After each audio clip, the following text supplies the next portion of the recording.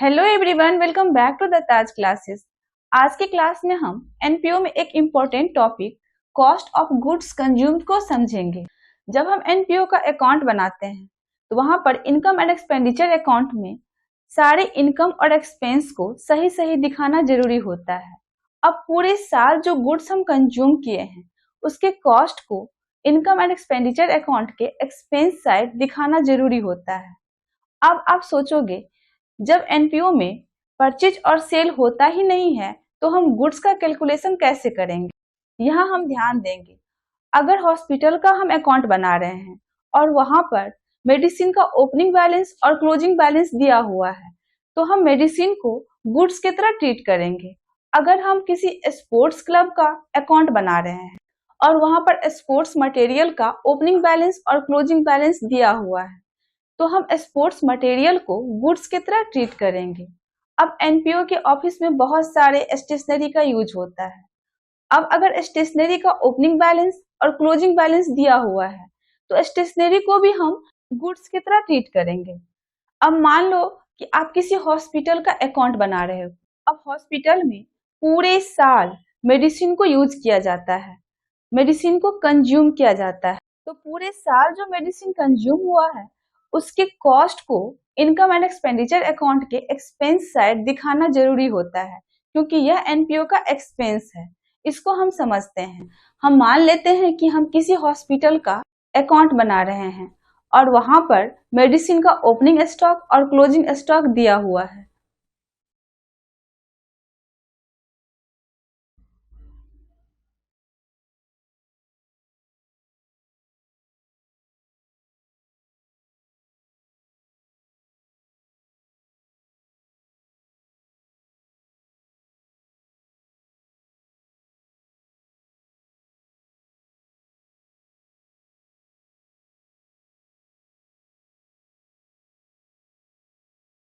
यहाँ हम मान लेते हैं कि हम किसी हॉस्पिटल का अकाउंट बना रहे हैं और वहां पर मेडिसिन का ओपनिंग बैलेंस और क्लोजिंग बैलेंस दिया हुआ है। यहाँ मेडिसिन का ओपनिंग बैलेंस दिया हुआ है 10,000 और क्लोजिंग बैलेंस यहाँ दिया हुआ है 25,000 और यहाँ नेट परचेज दिया हुआ है 50,000। पूरे ईयर जो हम मेडिसिन परचेज किए हैं वह यहाँ पर दिया हुआ है 50,000। Net purchase during the year, या हम इसको लिख सकते हैं payment made for medicine during the year.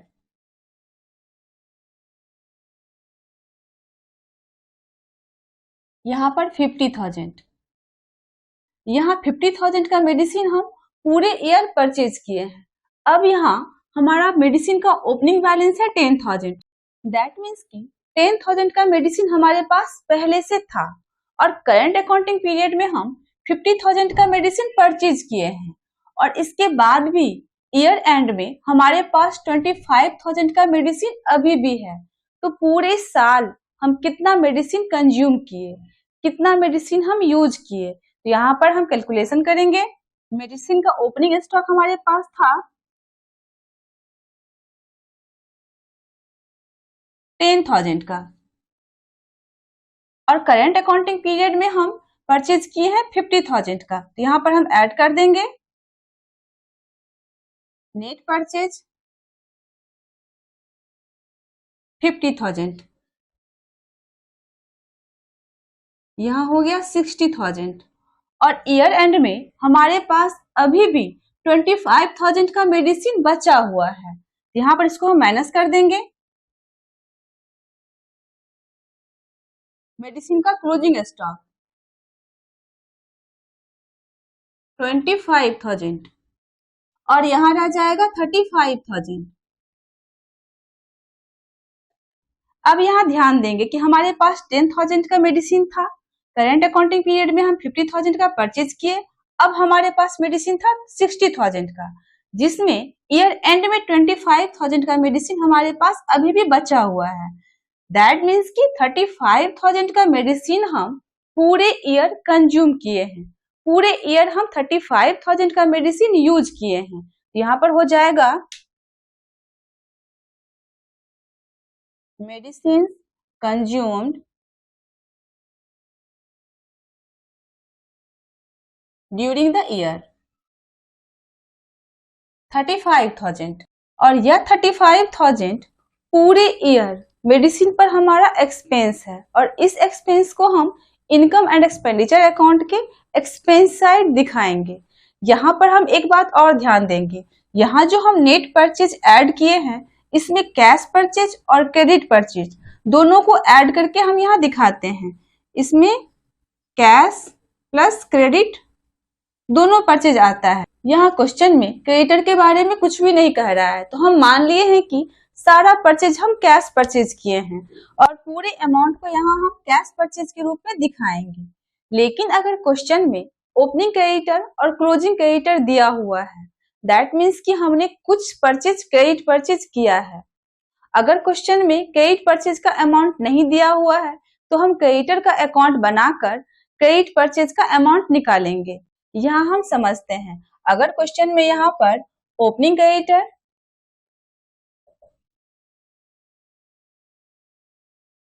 और क्लोजिंग क्रेडिटर दिया हुआ रहे, हम मान लेते हैं कि हमारा ओपनिंग क्रेडिटर 30,000 है और क्लोजिंग क्रेडिटर यहाँ पर 20,000 दिया हुआ है।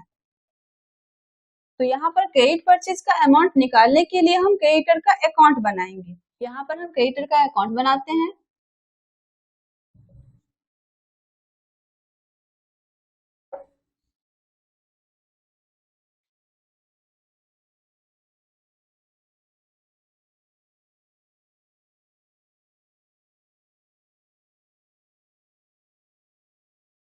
यहाँ डेबिट और यहाँ क्रेडिट। क्रेडिटर का हमेशा क्रेडिट बैलेंस होता है, क्रेडिटर लायबिलिटी होती है और लायबिलिटी का हमेशा क्रेडिट बैलेंस होता है। तो यहाँ पर हम लिखेंगे बाय बैलेंस बीडी। यहाँ पर क्रेडिटर का ओपनिंग बैलेंस दिया हुआ है 30,000, यहाँ पर हो जाएगा 30,000, और क्रेडिटर का क्लोजिंग बैलेंस यहाँ 20,000 दिया हुआ है। यहाँ पर ओपनिंग बैलेंस क्रेडिट साइड है, इसके ऑपोजिट क्लोजिंग बैलेंस हम दिखाएंगे टू बैलेंस CD 20,000, और यहाँ पर दिया हुआ है कि पूरे ईयर हम मेडिसिन पर पे किए हैं 50,000 का। यहाँ जो पेमेंट दिखा रहा है 50,000 का, हम यह मान लेंगे कि यह 50,000 का पेमेंट हम क्रेडिटर को किए हैं। अगर क्वेश्चन में क्रेडिटर का ओपनिंग बैलेंस और क्लोजिंग बैलेंस दिया हुआ रहेगा तो यहाँ जो पेमेंट दिया हुआ रहेगा इसको हम मान लेंगे कि यह पेमेंट हम क्रेडिटर को किए हैं। और अगर कैश पेमेंट होगा तो स्पष्ट लिखा हुआ रहेगा cash payment during the year. यहाँ पर हम क्रेडिटर को 50,000 का पेमेंट किए हैं। जब हम क्रेडिटर को पे करते हैं तो वहां पर जर्नल एंट्री होता है क्रेडिटर को पे कर रहे हैं, तो हमारी लायबिलिटी कम हो रही है, और लायबिलिटी जब कम होता है तो वह डेबिट होता है। यहाँ पर हो जाएगा क्रेडिटर अकाउंट डेबिट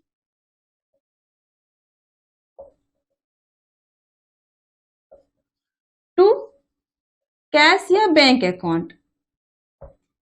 यहाँ पर हम क्रेडिटर को पे कर रहे हैं तो हमारा कैश और बैंक कम हो रहा है। कैश और बैंक हमारा एसेट है, और एसेट जब घटता है तो वह क्रेडिट होता है। तो यहाँ पर जब हम क्रेडिटर का अकाउंट बनाएंगे तो क्रेडिटर को हम यहाँ पे कर रहे हैं, तो यहाँ पर हम डेबिट साइड दिखाएंगे टू कैश या बैंक अकाउंट। यहाँ 50,000 हम पे किए हैं तो यहाँ पर हम 50,000 दिखाएंगे, और जो इसका बैलेंस अमाउंट आएगा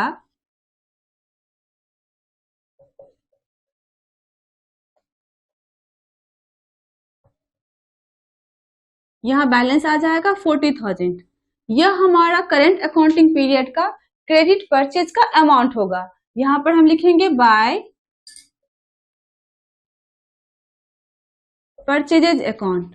जब हम क्रेडिट परचेज करते हैं तो वहां पर हम जर्नल एंट्री पास करते हैं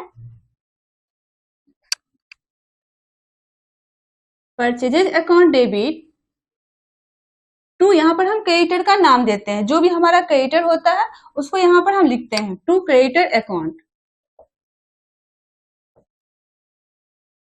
जब हम क्रेडिटर का अकाउंट बनाएंगे तो वहां पर जो हम क्रेडिट परचेज किए हैं उसको हम क्रेडिट साइड यहाँ दिखाएंगे।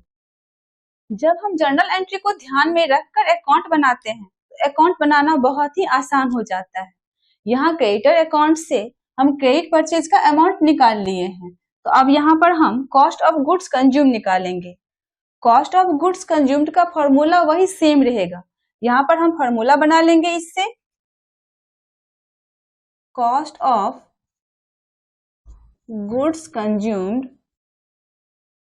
Equal to opening stock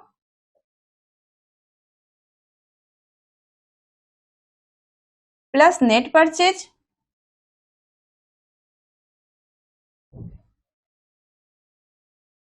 net purchases में यहाँ पर कैश प्लस क्रेडिट दोनों परचेज आएगा और माइनस क्लोजिंग स्टॉक, माइनस यहाँ हो जाएगा क्लोजिंग स्टॉक। यही फॉर्मूला हमारा रहेगा। यहाँ पर ओपनिंग स्टॉक हमारा 10,000 का है, नेट परचेज यहाँ पर हमारा हो गया 40,000 का, यहाँ पर हम 40,000 दिखाएंगे, यहाँ पर टोटल हो जाएगा हमारा 50,000 और क्लोजिंग स्टॉक यहाँ पर हमारा 25,000 है, तो यहाँ पर 25,000 दिखाएंगे और medicine consume during the year हमारा हो जाएगा 25,000। अब कभी कभी क्रेडिटर को हम एडवांस में पे कर देते हैं। हम मेडिसिन परचेज नहीं किए हैं और उसका पेमेंट हम एडवांस में कर दिए हैं, तो इसको हम एसेट की तरह ट्रीट करते हैं। जिस तरह हम एक्सपेंस को एडवांस में पे कर देते हैं तो प्रीपेड एक्सपेंस को हम एसेट की तरह ट्रीट करते हैं, ठीक उसी तरह जब हम क्रेडिटर को एडवांस में पे कर देते हैं तो उसको भी हम एसेट की तरह ट्रीट करते हैं। अगर क्वेश्चन में दिया हुआ रहे एडवांस पेड फॉर मेडिसिन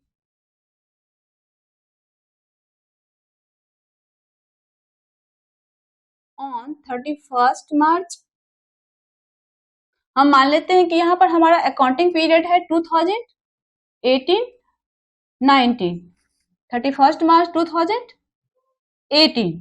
यहाँ हम मान लेते हैं कि 31st मार्च 2018 को हमारा एडवांस पेड फॉर मेडिसिन है 40,000 और एडवांस पेड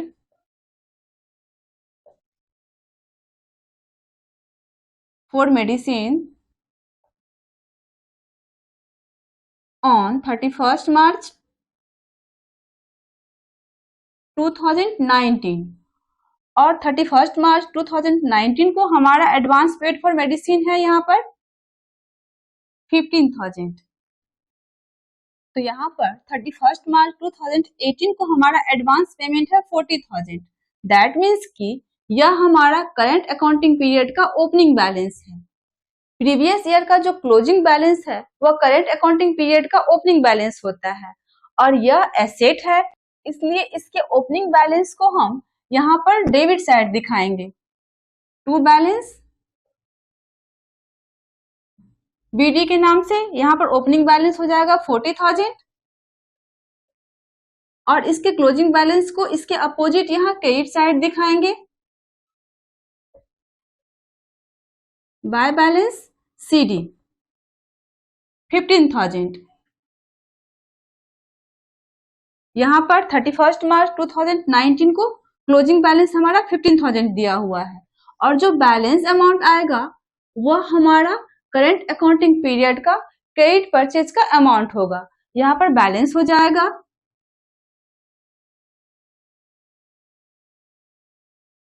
1,10,000, इधर भी हो जाएगा 1,10,000 और यहाँ पर बैलेंस अमाउंट आ जाएगा 65,000 जो हमारा करंट अकाउंटिंग पीरियड में क्रेडिट परचेज का अमाउंट होगा। और यहाँ पर जब हम medicine consume during the year निकालेंगे तो यहाँ पर फॉर्मूला सेम होगा, बस नेट परचेज के अमाउंट की जगह पर यहाँ पर हो जाएगा 65,000। यहाँ पर ओपनिंग स्टॉक हमारा 10,000 है और नेट परचेज हमारा निकला है 65,000 और क्लोजिंग स्टॉक हमारा है यहाँ पर 25,000 का, तो यहाँ पर हो जाएगा 75,000 और यहाँ जब हम माइनस करेंगे तो यहाँ पर 50,000 का हमारा medicine consume during the year निकल जाएगा।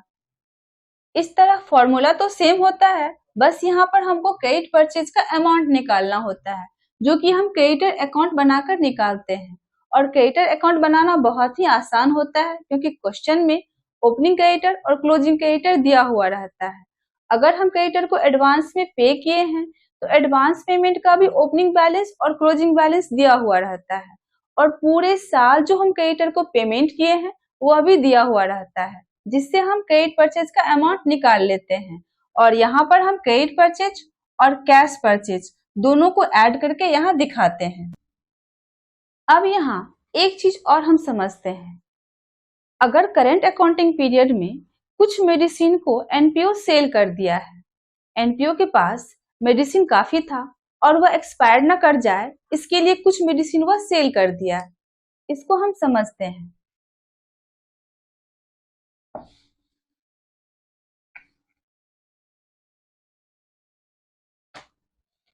अब अगर यहाँ क्वेश्चन में दिया हुआ रहे सेल ड्यूरिंग द ईयर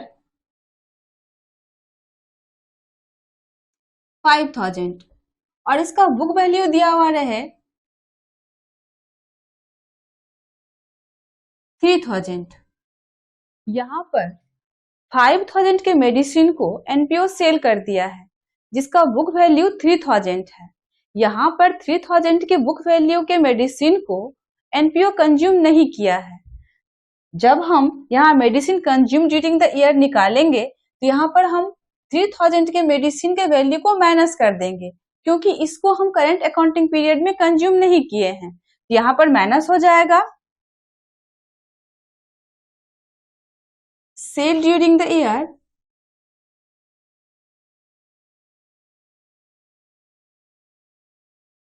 3,000। यहाँ ध्यान देंगे कि जब भी हम सेल के अमाउंट को माइनस करेंगे तो हमेशा हम बुक वैल्यू के अमाउंट को माइनस करेंगे, जो मेडिसिन का कॉस्ट है उसको हम माइनस करेंगे। तो यहाँ पर हम 3,000 माइनस कर देंगे और यहाँ पर क्लोजिंग स्टॉक हमारा 25,000 है, इसको भी हम माइनस कर देंगे। तो यहाँ पर बैलेंस आएगा 47,000, जो कि medicine consume during the year होगा। यहाँ पर एक बात और हम ध्यान देंगे कि यहाँ पर 3,000 के मेडिसिन को एनपीओ 5,000 में सेल कर दिया है। यहाँ पर 2,000 का एनपीओ को इनकम हो रहा है। यहाँ पर मेडिसिन का वैल्यू था 3,000 और उसको सेल कर दिया है 5,000 में, तो 2,000 का यहाँ इनकम हो रहा है। और इस इनकम के अमाउंट को हम इनकम एंड एक्सपेंडिचर अकाउंट के इनकम साइड दिखाएंगे। और यहाँ फॉर्मूला में हो जाएगा opening stock plus net purchase minus cell during the year,